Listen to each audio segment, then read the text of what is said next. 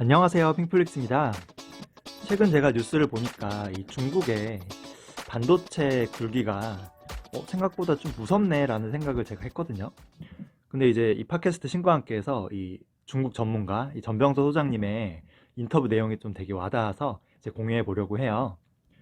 저는 이분이 그냥 중국 전문가이신 줄 알았더니 원래 그 IT 섹터의 베스트 애널리스트 출신이고 그 최고의 삼성전자 애널리스트였다고 해요. 그러니까 어찌 보면 이분이야말로 반도체 진짜 전문가셨던 거예요. 트럼프가 다시금 이 미중 무역 전쟁을 시작하고 있는데 진짜 너무 골치 아픈 양반입니다. 근데 이 미중 분쟁의 본질은 이 무역이 아니라는 거예요. 무역이 아니고 미래 4차 산업의 패권을 둘러싼 기술 분쟁이라는 거예요. 이런 다양한 여러 4차 산업혁명의 기술들이 있는데 이거의 기본은 이 5G 통신망이 깔려야 가능한 거예요. 고속도로가 깔려야 그 위에서 뭔가 판이 되는 거죠. 근데 지금 이 미국은 이 최고의 고속도로 사업자인 화웨이를 공격하고 있는 거예요. 화웨이가 이 5G 관련 최고의 기술력을 가지고 있기 때문인데요. 근데 이 화웨이를 트럼프가 제재한 지 사실 몇 년이 지났거든요. 근데 이 화웨이는 아직 멀쩡해요. 여전히 5G 관련 세계 최고의 기업이고 스마트폰 점유율도 애플을 제치고 세계 2위로 올라섰거든요. 미국 입장에서는 이 뭐야 얘 왜 안 죽어? 이렇게 생각할 만도 해요. 흔히 이 스마트폰을 반도체의 통조림이라고도 하거든요. 그만큼 이 스마트폰 안에 이 반도체가 어마무시하게 들어가요. 이 4차 산업혁명은 이 반도체 없이는 불가능하거든요. 우리는 반도체 하면 이렇게 디램 같은 메모리 쪽만 생각하는데 사실 메모리 말고 CPU, GPU 이런 비메모리라고 하죠. 시스템 반도체라고도 하는데요. 이 시장이 훨씬 크고요. 앞으로의 중요성도 훨씬 커질 거예요. 이 비메모리는 설계하는 팹리스 업체는 이미 한국보다요. 이런 중국에 더 우수한 업체가 많아졌어요. 그중 하나가 화웨이가 가지고 있는 자회사인 이제 하이실리콘인데요. 여기서 여러 가지 인공지능 칩셋을 이미 설계는 하고 있어요. 근데 이제 설계만 할 뿐 이제 이 제조를 못 해요. 공장이 없는 거죠. 대만에 TSMC라는 회사가 만들어 주는데요.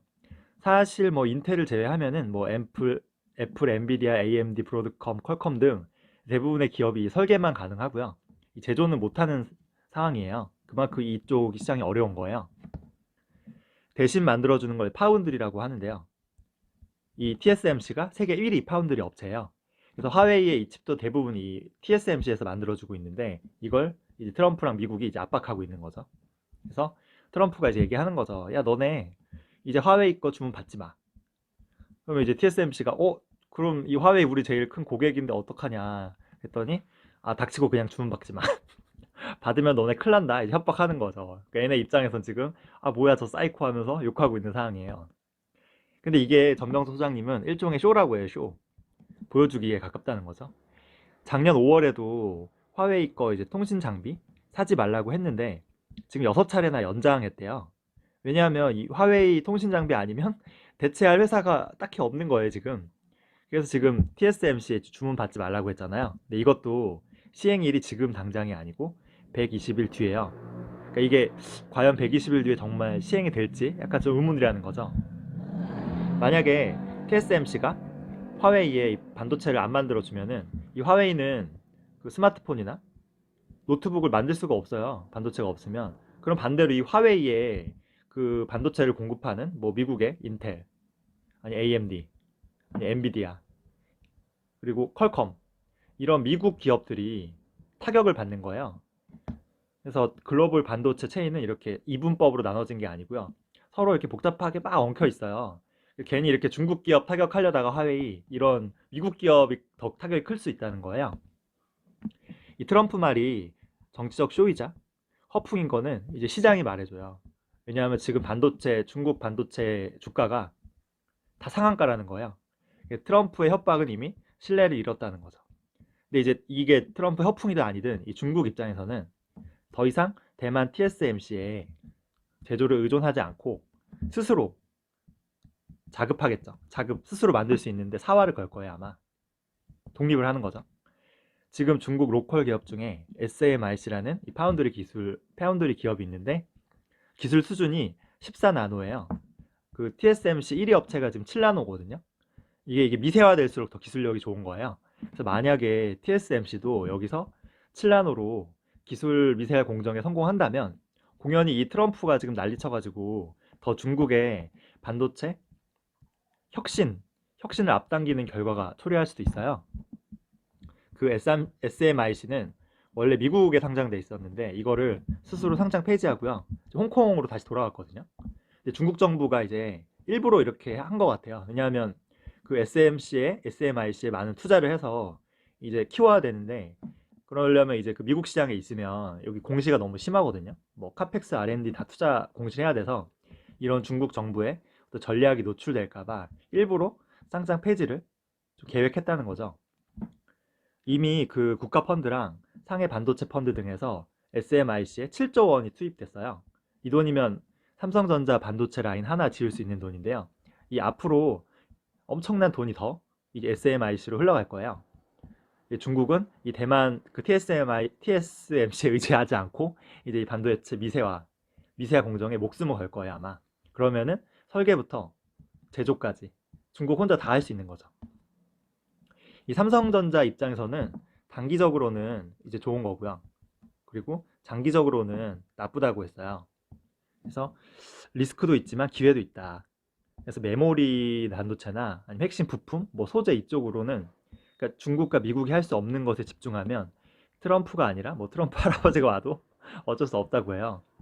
특히 이 메모리 반도체는 아직 그 기술 격차가 상당한 것처럼 그 말했거든요.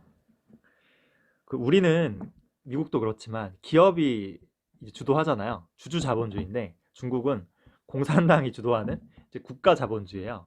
그래서 손해가 나도요. 그냥 무조건 될 때까지 그냥 고 하는 거예요. 그래서 엄청나게 대대적으로 이제 투자를 할 건데 이때 그 메모리 반도체 및 반도체 장비 소재 업체들에게 엄청 기회가 있을 수 있대요. 이 투자를 하니까. 근데 이것도 장기적으로는 리스크인데 왜냐하면 그 흔히 외국산 장비는 국산 장비에 비해서 비싸요. 당연히 비싸겠죠. 한 이게 100이라고 하면은 국산 장비로 개발을 하면은 한 30에서 40으로 떨어진대요. 그러니까 이 장비를 둘 다 쓰는 갑 업체 입장에서는 이 둘 다 쓰다가 이 외국산 장비의 기술을 조금씩 흘리는 거예요, 이쪽에. 왜냐하면 얘네가 이걸 개발해야 더 싸게 살 수 있잖아요. 그러니까 중국도 반드시 그렇게 한다는 거죠. 이 우리나라 장비와 외국 그 중국 로컬 장비를 동시에 쓰면서 이 기술을 분명히 흘릴 것이다. 그러니까 이쪽 중국 로컬 반도체 장비 기업이 엄청나게 빠르게 클 거라는 거죠. 단기적으로는 우리 장비 회사들, 뭐 소재 회사들의 수주가 늘겠죠. 중국이 엄청나게 발전하니까. 근데 이거를 꾸준히 R&D랑 뭐 기술 격차를 이런 데 투자하지 않으면은 결과적으로는 이 중국 로컬 업체들에게 추월당할 수도 있는 거예요.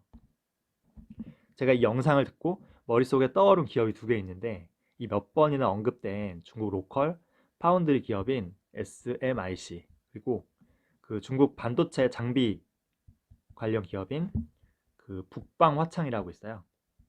페이팡 화창이라고도 하는데요. 이 두 개가 사실 그 중국 반도체 중에 가장 유명한 기업이에요. 그래서 분명히 중국 정부가 이 SMIC 엄청나게 그 투자를 해서 이쪽을 밀어줄 거고 그 투자 과정에서 이 장비 기업, 이 북방화창도 같이 성장할 것 같아요. 이게 SMIC의 그 영업 수익인데요. 보시면은 코로나가 있었던 지난 1분기에도 이렇게 성장을 꾸준히 했거든요.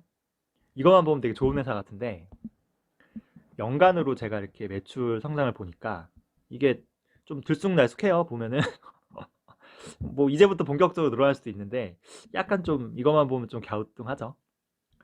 주가는 지금 뭐 엄청나게 올라갔어요. 이게 인베스팅닷컴 기준으로는 퍼가 44인데 제 증권사 HS 기준으로는 439예요.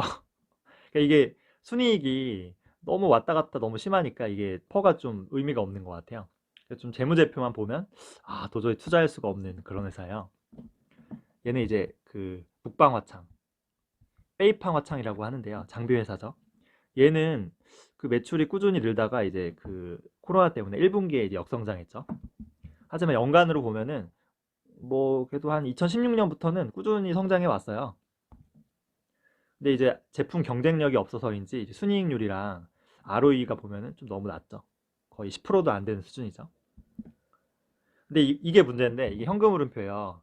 근데 이게 보시면은 순이익은 이렇게 엄청나게 낮다고 하지만 실제로 현금이 들어오는 게 지금 너무 불안정하잖아요. 그죠? 오히려 마이너스죠. 그래서 이거 뭐야? 이거만 보면은 분식 회계인가라는 좀 의구심이 들 정도예요. 근데 주가는 지금 거의 저세상 텐션으로 지금 폭등해 있습니다. 지금 인베스팅닷컴 기준으로도 퍼가 231이에요. 그래서 얘도 순이익 변동이 너무 심하고 좀 현금 흐름표가 너무 불안정해서 이 재무제표만 보면 투자하기가 좀 힘든 회사 같아요. 이 문과생의 스토리텔링으로는 이 SMIC랑 북방화창이 되게 장기적으로 좋은 회사 같은데 이 재무제표와 회계와 그리고 주가 폭등을 보면은 지금 도저히 투자가 좀 하기가 어려운 기업 같아요.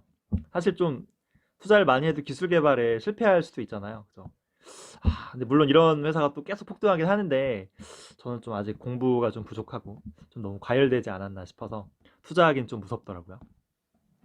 중국이 이렇게 목숨 걸고 반도체 자급화에 나서면요. 결과적으로 이게 성공할 수도 있고 실패할 수도 있지만 어쨌든 경쟁이 치열해지는 거 아니에요? 반도체 시장에. 그러면은 경쟁이 치열해지면 단가 내려가죠. 그렇게 되면 이 반도체를 싸게 살 수 있는 그런 기업들, 클라우드 컴퓨팅 기업이나 플랫폼 기업은 이게 좀 좋을 수도 있는 거예요. 왜냐하면 싸게 살 수 있으니까 반도체를 어마어마하게 들어가는데 여기에 물론 뭐 이런 노트북이나 스마트폰에 들어가는 반도체와 달리 이 서버 시장에 들어가는 반도체는요 엄청 난이도가 높거든요. 그래서 뭐 아직은 좀 시간이 많이 남았다고도 봐야 돼요. 그러니 이렇게 엔비디아, 뭐 인텔, 브로드컴, 퀄컴, AMD 뭐 이런 어마무시한 그 반도체 기업들을 꾸준히 담고 있는 SOXX ETF도 꾸준히 사모아야 될 것 같아요. 물론 낸드와 메모리의 제왕인 삼성도 나쁘지 않은 투자 같습니다. 중국 반도체 굴기는 공부는 하되 조금 투자는 좀 더 고민해 보는 걸로. 저 같은 범인이 감히 끌 시장이 아닌 것 같아요. 그 미국과 중국, 우리나라 반도체 산업이 꼭 삼국지 같아요. 예전 삼국지. 저 지금 좋아했는데 이거 그 엄청나게 강성한 이 위나라의 조조는 미국 같아, 미국. 그리고 이 조조가 어떻게든 죽이려고 하는 이 유비는 중국이에요, 중국. 그리고 지금 조조와 유비 어느 쪽에 붙어야 될지 고민하고 있는 이 송권이 바로 지금 우리나라 같아요. 좀 묘하죠. 그래서 삼국지에서 송권은 원래 이 유비와 손을 잡고 적벽대전에서 이 조조를 이렇게 물리쳤잖아요. 근데 현실에서 만약에 우리가 이렇게 중국과 손을 잡고 미국과 싸웠다가는 큰일 나겠죠, 그러면. 전병서 소장 말대로 우리가 할 수 있는 거는 꾸준한 R&D 투자로 이제 중국도 미국도 할 수 없는, 둘 다 아무것도 할 수 없는 이 기술을 계속 유지하는 것 뿐인 것 같아요. 사실 반도체와 이제 뭐 2차 전지 이 두 개는 사실 제가 볼 때 유일한 우리 한국의 희망이거든요. 먹거리이자. 저는 진심으로 이 삼성이나 하이닉스 같은 우리나라 반도체 회사에 정말 건승을 기원합니다. 준비한 내용은 여기까지고요.